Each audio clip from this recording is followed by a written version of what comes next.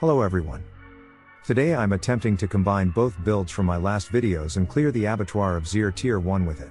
You can see the entire character's gear, skills and paragons at the end of the video. The first build is a build I came up with and actually enjoy. I call it the NeverMist Necromancer. It's pretty much like an infinimist build, but it never goes into blood mist. Hence the name, NeverMist. The second build was a no attack power build, that deals damage from alternative sources than weapons. You'll see at the end of the video that I have between 200 and 400 attack power only depending on buffs, that I am wearing a white weapon, a shield, and no uber unique items. The weapon is an upgraded version of the weapon given to level 1 characters when first starting the game. Combining both builds together makes the whole thing absolute trash. The infinimist builds thrive on dealing massive damage over time with corpse explosion, and staying in blood mist as much as possible to avoid taking any damage at all. Removing blood mist from the build defeats the purpose of the build, but it's still manageable to clear end game content, since Bone Storm provides us with a lot of survivability. But then, having no attack power and dealing no damage with corpse explosion now really makes the infinimist or NeverMist build completely useless. As you can see, my corpse explosions sometimes hit for as low as 1 damage.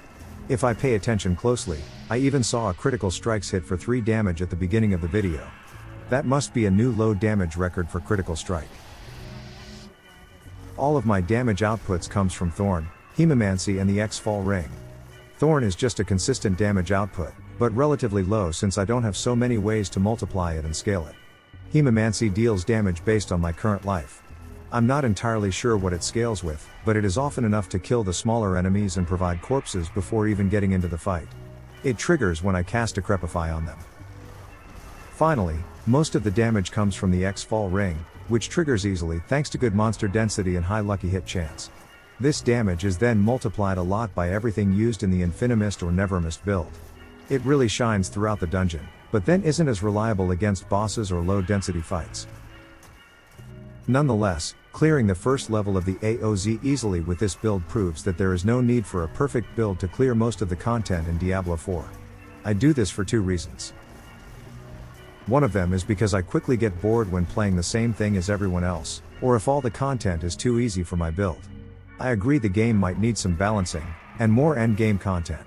But I also think that our mindset as a community is wrong. We shouldn't all be rushing towards meta builds and only play this for an entire season.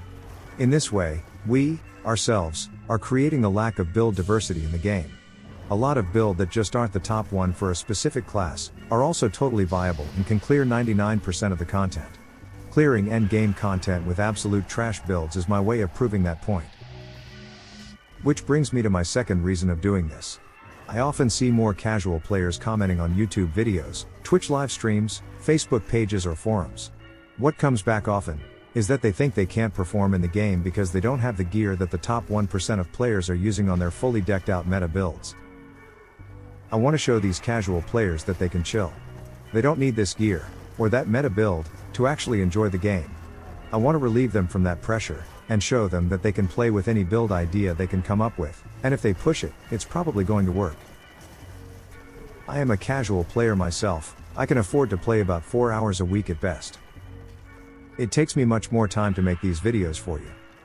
Quick parenthesis here. There you have it, I cleared the AoZ, and as you can see, my attack power is insanely low. Here is, as promised, all I used for this video. I hope someone out there will see this video and drop some performance peer pressure off their shoulders and have a better gaming experience. I hope people will realize that accomplishing something that is challenging is much more rewarding than stealing someone else's accomplishment and copying it. I also hope over time that people will feel more comfortable playing exactly what they want, even if it's not meta, and see they can do almost anything in the game with it. I hope everyone will dare push whatever build comes to mind. And maybe in time we will realize that despite a few exceptions, the game is actually more balanced than it feels when only pushing meta builds. If you like this video, check out the rest of the channel, you'll surely find something you like. Don't hesitate to like, comment or even share the videos. That helps a lot. The channel is very small so every bit helps. See you around in Sanctuary.